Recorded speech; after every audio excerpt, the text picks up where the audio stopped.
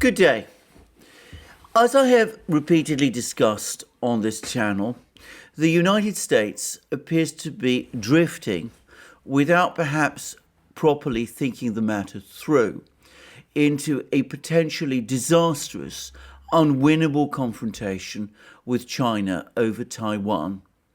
There's been, over the last few months, especially since the new administration took office in January, a whole succession of statements and comments from senior US officials, most especially from US Secretary of State Antony Blinken, all of which appear to suggest that the United States has some rock-solid commitment to Taiwan and, in effect, considers Taiwan to be a country independent from China, one with its own democratic, political system, one which, as the United States is currently advocating, or at least as the State Department is currently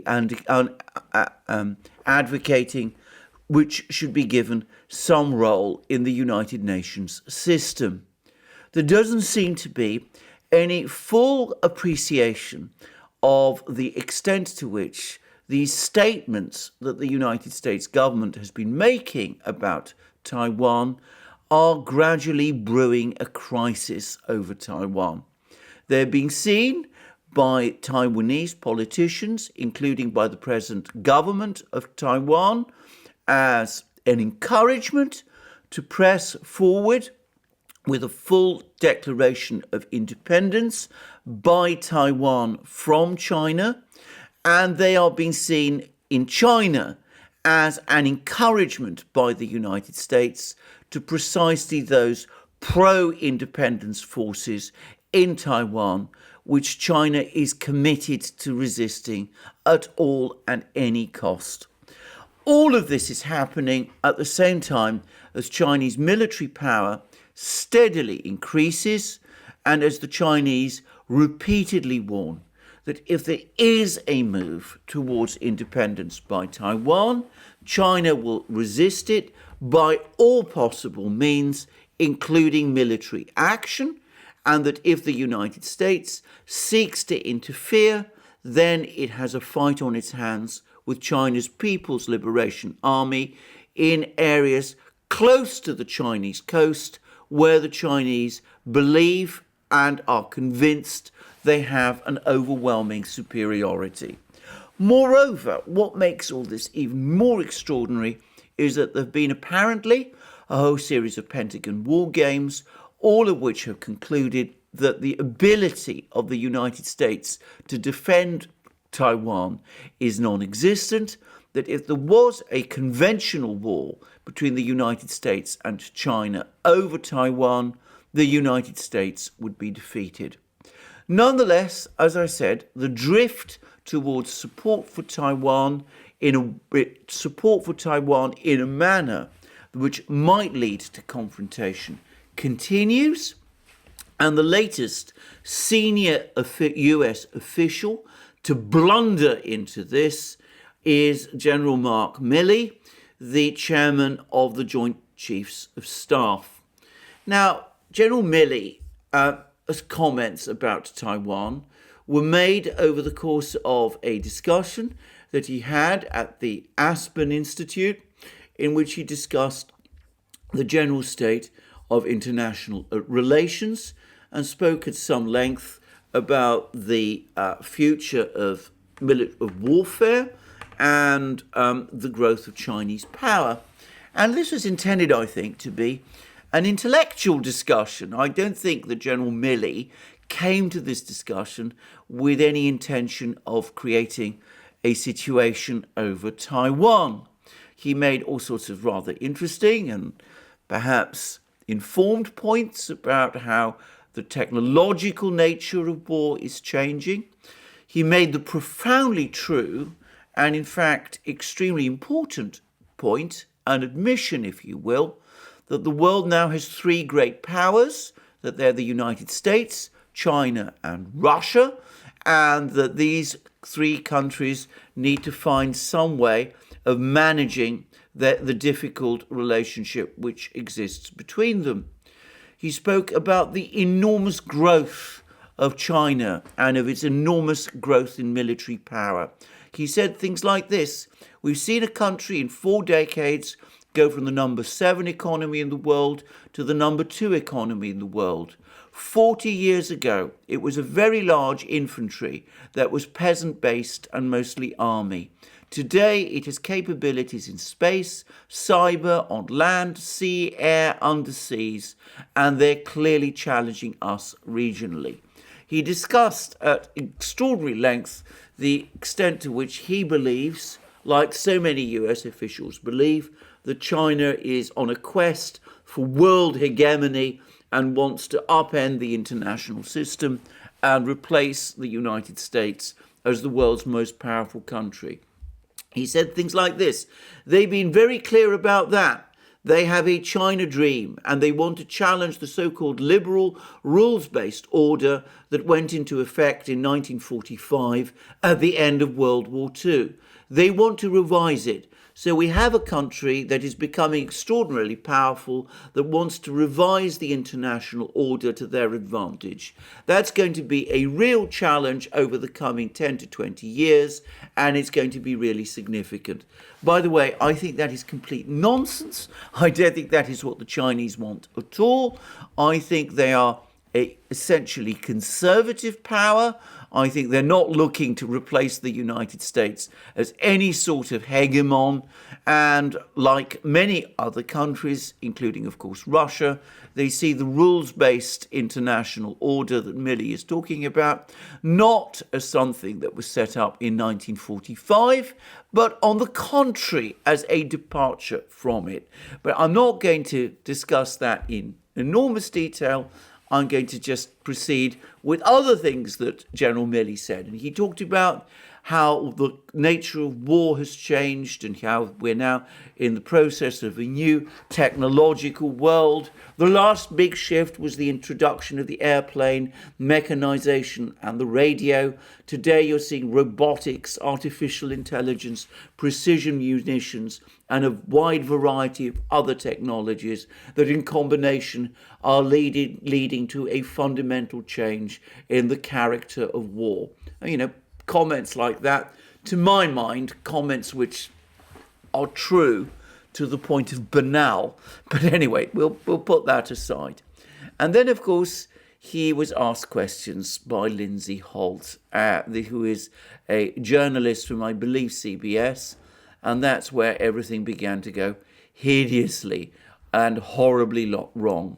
Because over the course of the discussions about Taiwan, of these questions from Lindsay Holt, he then blurted out the comment that the Chinese are indeed seeking to eventually regain control of Taiwan and are pressing ahead and looking to achieve the capability to capture Taiwan, even though they don't have any intention of doing that within the next 2 years.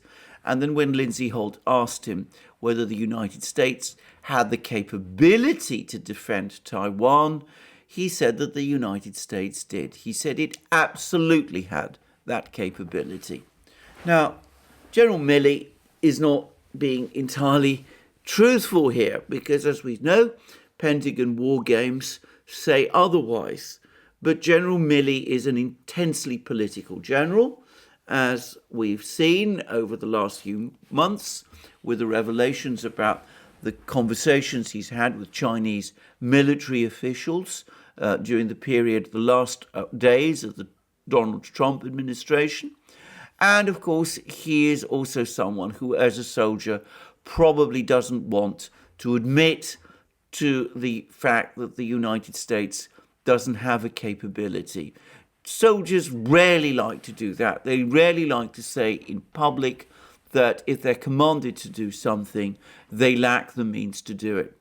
And last but not least, it's just possible that General Milley also understood or had some kind of appreciation that if he did simply come out and state the truth, that the United States does not have the capability to defend Taiwan, that would not only provoke a political crisis in the United States, in which case his position as chairman of the Joint Chiefs of Staff might be on the line, but it would also provoke a political crisis in Taiwan itself, where the government quite clearly is gambling on the fact that it has America at its back, and if it were suddenly to be informed that the United States is incapable of defending it, well, that might create a political crisis in Taiwan with consequences that might not be favorable for the United States and which, to be more precise, might not be favorable for General Milley personally if he were to end up being blamed for them. So it's perhaps understandable that he blurted out this comment. But, of course, doing so appears inevitably to provoke the Chinese. Now, it's important to say that General Milley didn't exactly say that the United States is committed to defending Taiwan. He said that the United States has the capability to defend Taiwan. He made it clear that the United States military would only act to defend Taiwan if it was ordered to do so by the President of the United States. But saying that the United States has the capability to defend Taiwan is very close to saying that the United States has the commitment to defend Taiwan. And given the comments that other US officials have been making, especially those of Tony Blinken, with his talk about the United States having a rock-solid commitment to Taiwan, and of President Biden himself, who recently spoke about the United States having a commitment to defend Taiwan, it is entirely understandable that the Chinese saw these comments of General Milley's as a direct challenge, and they have responded to them. And we've had two responses. The first is from the Chinese Foreign Ministry spokesman, Wang Wenbin. And this is an official response to General Milley's comments made by an official of the Chinese government.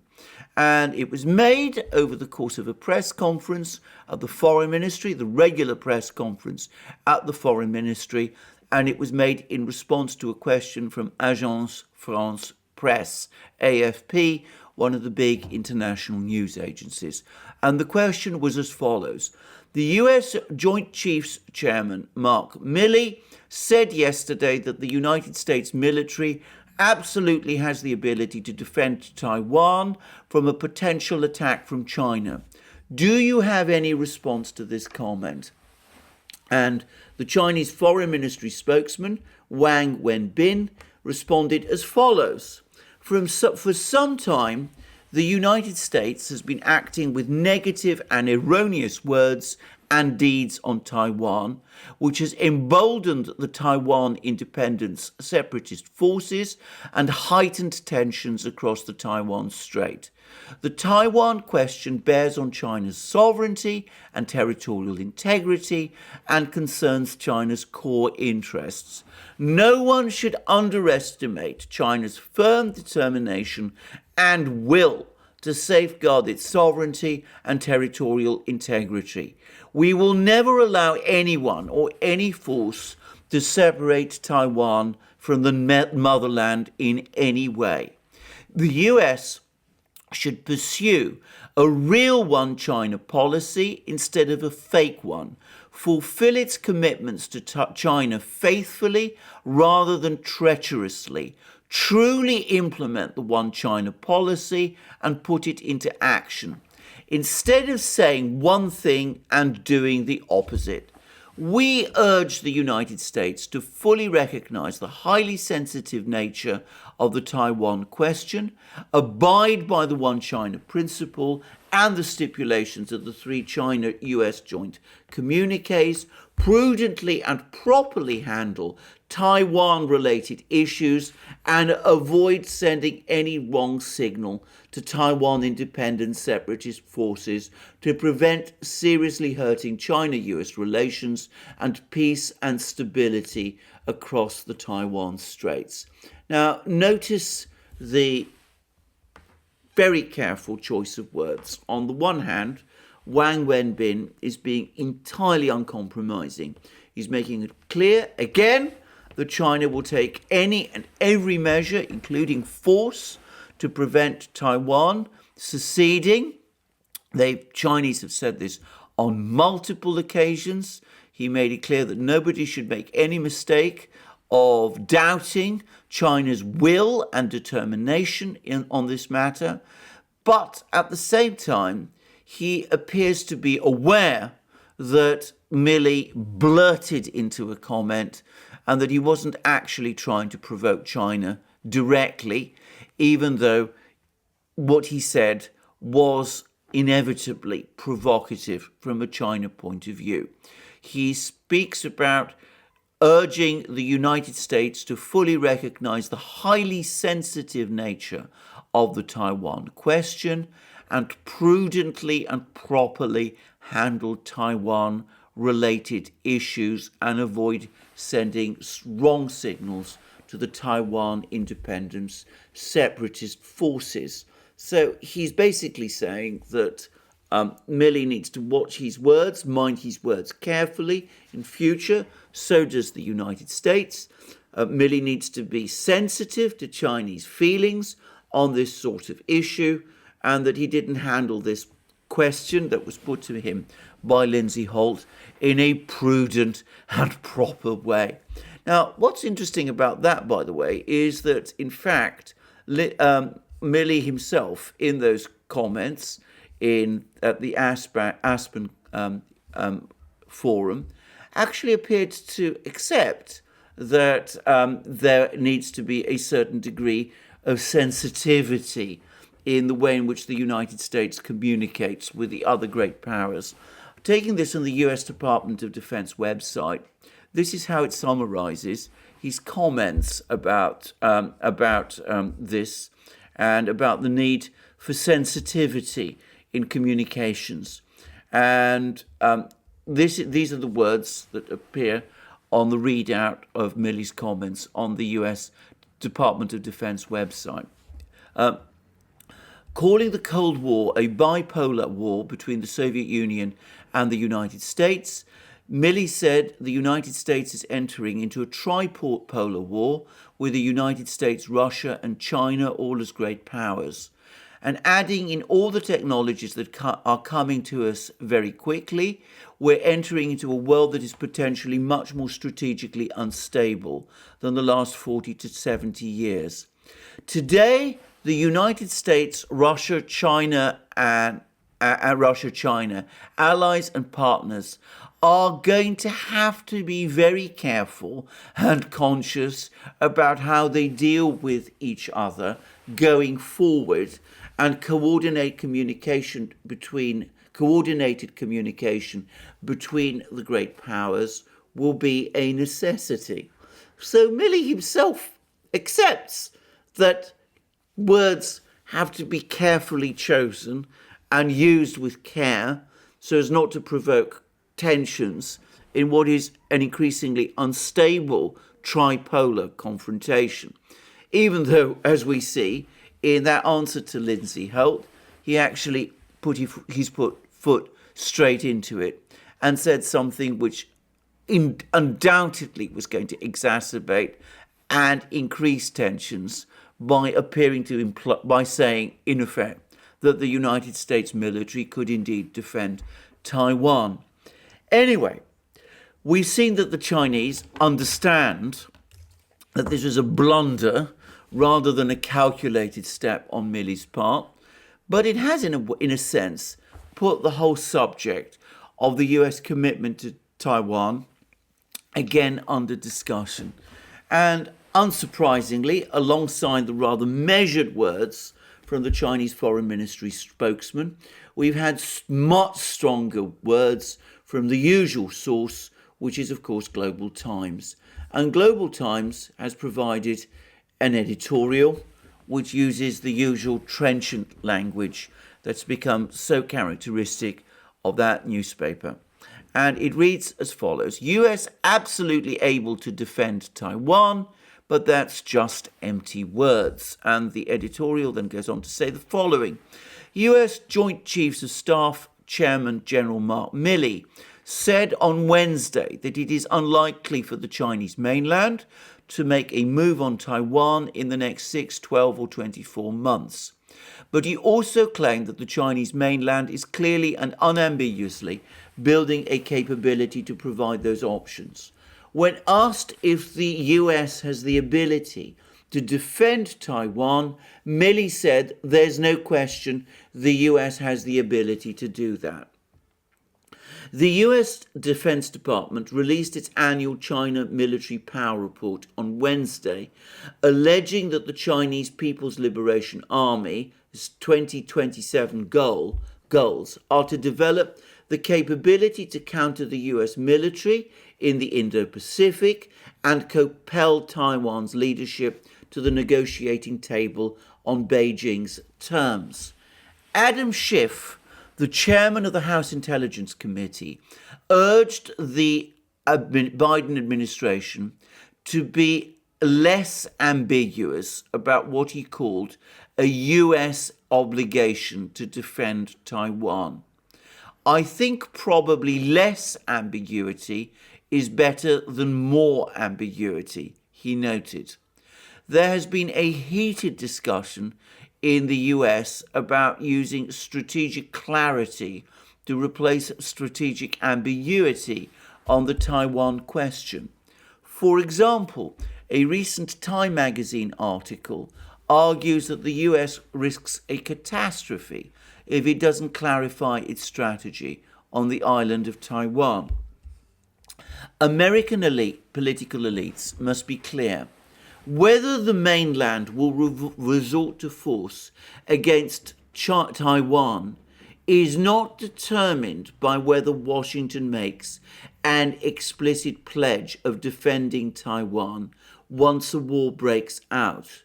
Rather, it is determined by whether Taiwan authorities cross the red line and close the possibility of peaceful reunification across the straits with blatant secessionist actions.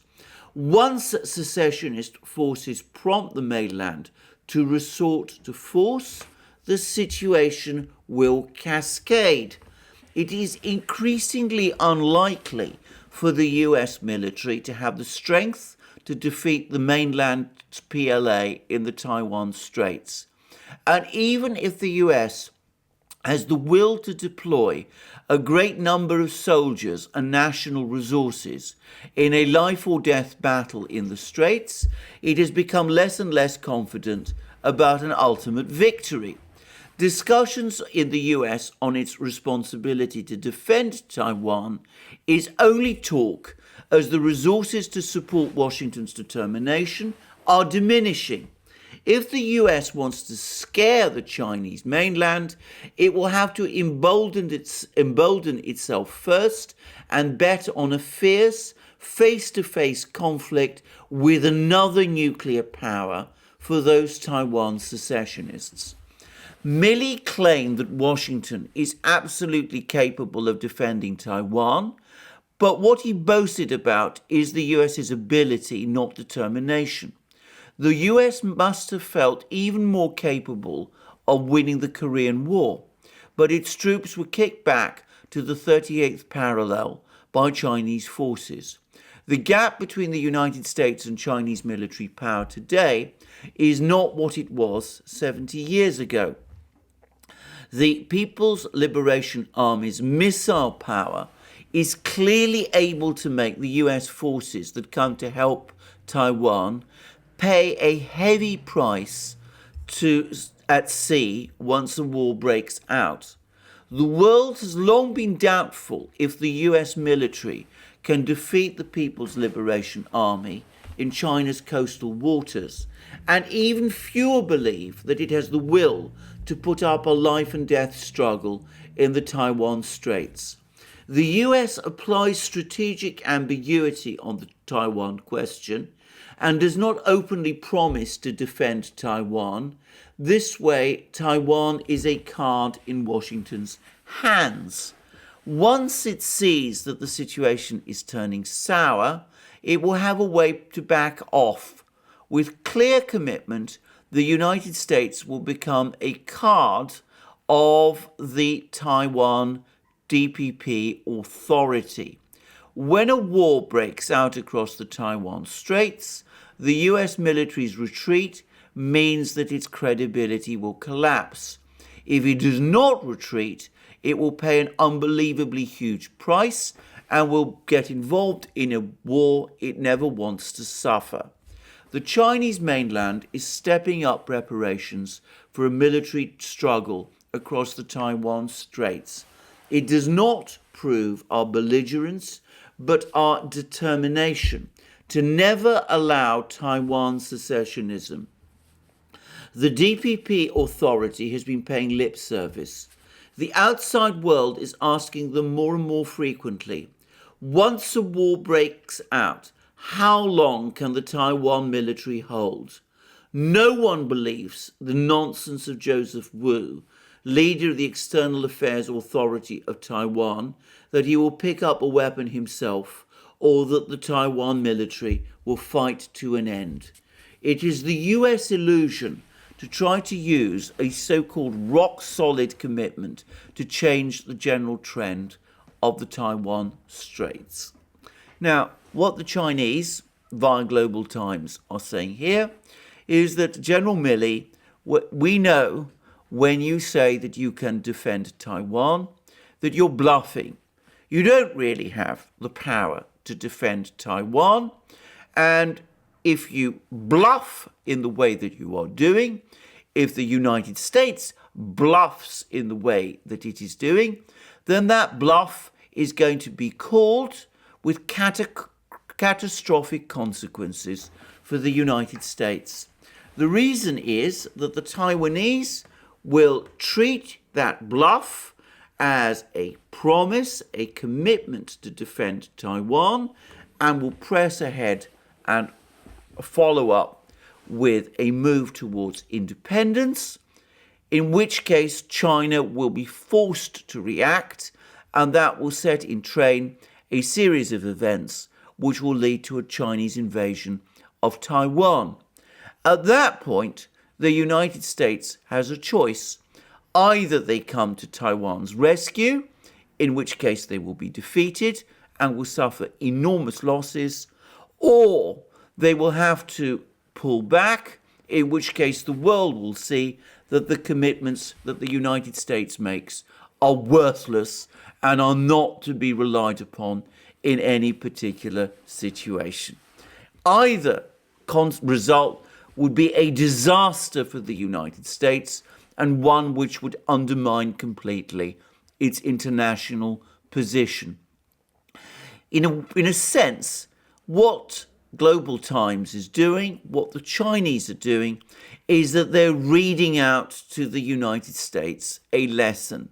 They're saying to the United States, look, don't bluff us. We know you are bluffing.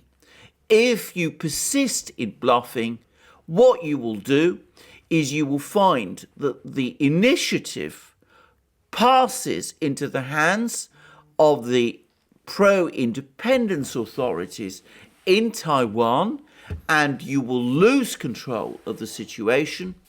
And at that point, your bluff will be called. Either at that point, you will have to try and fight and face defeat and disaster, or you will retreat and face another sort of disaster. Now, I think this is actually very straightforward and very clear. And one does wonder what people like Adam Schiff are thinking when they talk about the need for less ambiguity instead of more ambiguity. Does Adam Schiff mean that the United States should make that open-ended commitment to defend Taiwan, in which case he is falling into exactly the trap that Global Times is describing? Or is he saying that the United States needs to be straightforward and admit that he cannot defend Taiwan and tell the Taiwanese authorities that and urge them to seek some sort of peaceful rapprochement with China. I suspect, I'm sorry to say, that it's the former. I think people like Adam Schiff have very little appreciation of the realities of power over the Taiwan Straits. And I think that in that, he mirrors attitudes of people like Tony Blinken and other officials within the United States government. I'm going to say something here. I think one of the great problems is that the United States, since the end of the Cold War, has become very accustomed to a situation in which it is the dominant military power and finds it very difficult to imagine a situation where that has changed. In 1995, if the United States had said that in the event of a Chinese attack, it would defend Taiwan, that would have been an absolute unequivocal statement of reality. The Chinese would have lacked the capability at that point to do anything about it because US power was so overwhelming that no Chinese attack on Taiwan in the face of that power would have been possible. But the world that existed in 1995, and indeed, by the way, the world which existed in the early 1950s, when the United States was in a similar hegemonic position, has gone, almost certainly this time, forever, behaving as if it is still 1995, that the United States can make commitments of this nature and assume that others will bow in front of them and accept them because they have no choice but to do so, is short-sighted and extremely dangerous. Just as Global Times is saying in this article, it is the United States which, by making commitments and comments of this nature, failing to assess and understand the shift in the state of global power, it is the United States which is falling into a dangerous miscalculation, a trap, if you will, and which is setting itself up for the kind of geopolitical disaster it could easily face if the situation in Taiwan, around Taiwan, continues to deteriorate and the United States finds itself in a position where the Chinese have attacked Taiwan and the United States is obliged to decide whether it goes to war on Taiwan's behalf and either risk nuclear annihilation or defeat, or pulls back and risks humiliation instead. Now, I'm going to say one other thing. There is, of course, one way in which the United States could try to defend Taiwan. Now, we know that there's a certain amount of US troops in Taiwan. The Taiwanese president, rather recklessly, in my opinion, disclosed that fact in a speech a few days ago. But this is a relatively small force. It's not one that the Chinese take extremely seriously. But if the United States was to send more troops to Taiwan, and if, perish the thought, it were to decide to provide those troops with nuclear weapons, well, that would change the strategic picture. But it would be an unbelievably dangerous thing to do. It would be an escalation of an unimaginable scale. It would be, in effect, a reverse Cuban Missile Crisis. I would expect and predict that in that case, the Chinese would demand the immediate withdrawal of those nuclear weapons as soon as they found out about their presence. And I think it is quite likely that the Chinese would do what the United States did to Cuba in 1962, which is announce a blockade of Taiwan until those missiles, until those nuclear weapons were removed.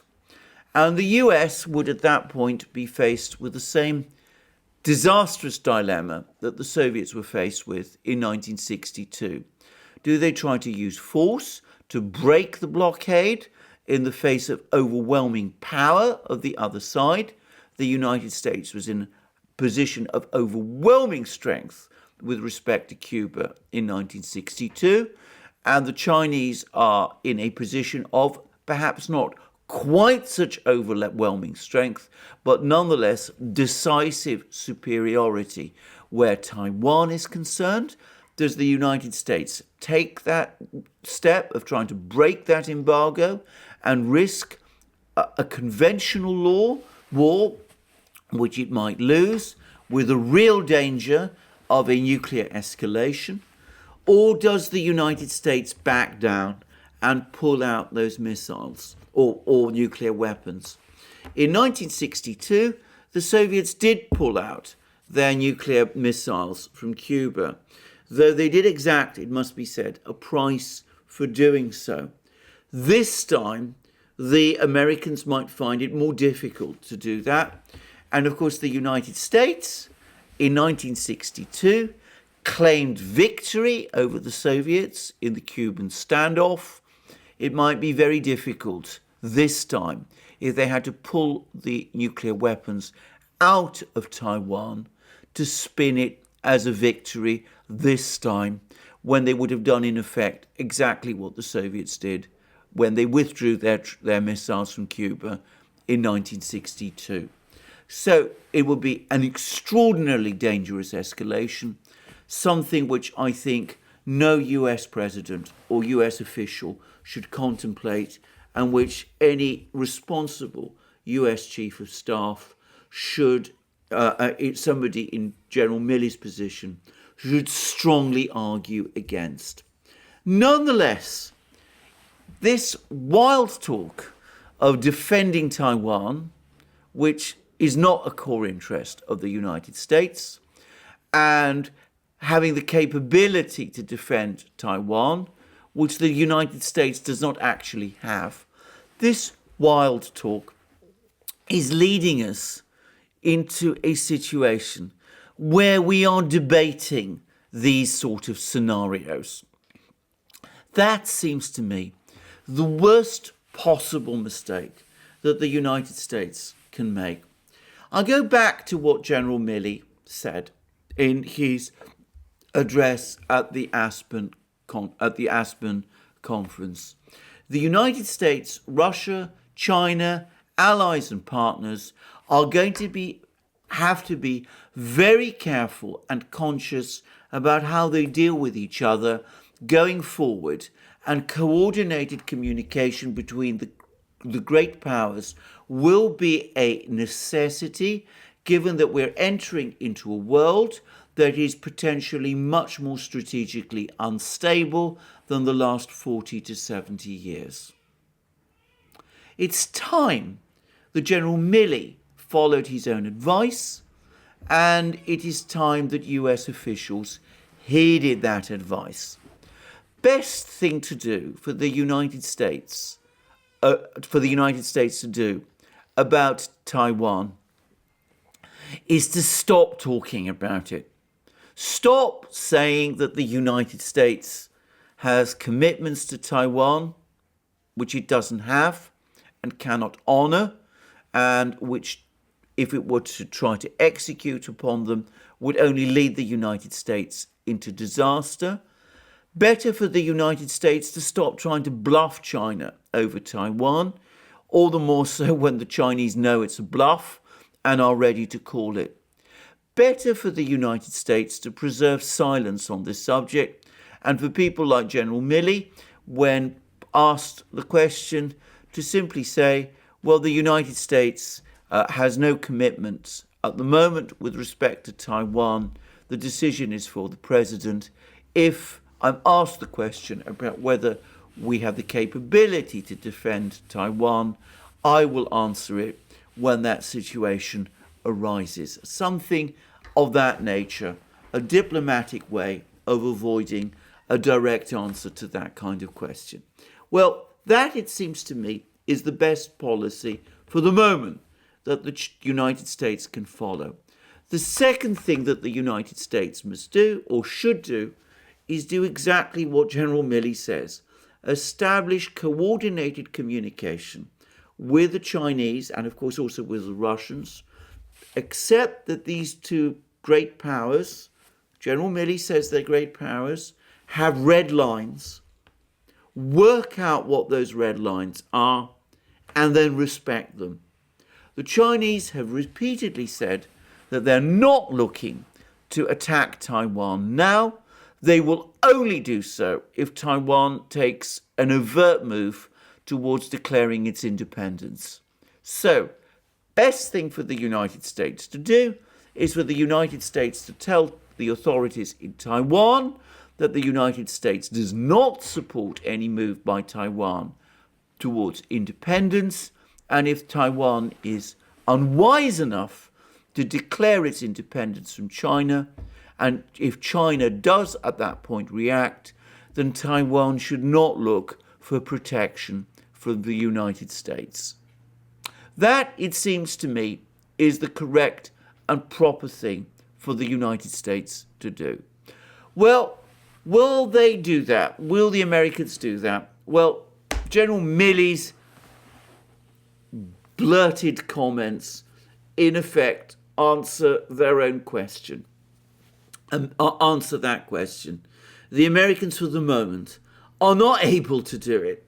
They persist at picking at this scab, which is Taiwan, debating it with each other, making all these commitments, infuriating and provoking the Chinese, hastening the day when that Chinese attack on Taiwan will come, and when the American bluff, because it is a bluff, is called. Future historians, especially American historians, when they read all about this, will shake their heads and ask what really was going on and what were the people in Washington thinking. Well, thank you for joining me for this program today. I look forward to you joining me in future programs on this channel and also on our main channel, the Duran, where I do programs with my colleague and friend Alex Christoforou. And please also remember to check out Alex's channel. You will find links under this video. Please also check us out on Locals, where we have a thriving channel, a thriving, vibrant community which publishes much exclusive content, where Alex and I also publish exclusive content. I've done a recent program there, for example, about a not-so-secret meeting between the US CIA director, William Burns, and the Russian spy chief and Putin's national security advisor, Nikolai Patrushev, which took place in New Delhi. And I've also done now 3 live streams on our Locals channels, and I publish all sorts of other exclusive information there, exclusive content there, as does my colleague Alex Christoforou. So please join us on live stream, on Locals, if you want to participate in the work of our community there. And of course, you can also find us on our other platforms too: BitChute, Library, ODYSEE, Rumble, which is now linked up with Locals, and also, of course, SuperU, the new free speech platform. Also, remember, you can support us via Patreon and Subscribestar, and by coming to our shop and buying the amazing things that you will find there, our superb magic mugs, the best coffee and tea mugs in the world. I should know, I live and survive on an endless amount of coffee and tea. I can't get through the day without it. And I can tell you that these are the perfect receptacles for coffee and tea. They will keep them at the right temperature for extraordinarily long periods of time. And they're also pretty much unbreakable and also elegant to use also. And you can buy our merchandise, our other merchandise, our beautiful t-shirts, our sweatshirts, our hoodies, our hats, and all the rest. And of course, if you like this video, please remember to press the like button, and please also check your subscription to this channel. Thank you for joining me again today. I look forward to you joining me again soon in future programs on this channel. And thank you again for joining me today, and have a wonderful day until we speak again.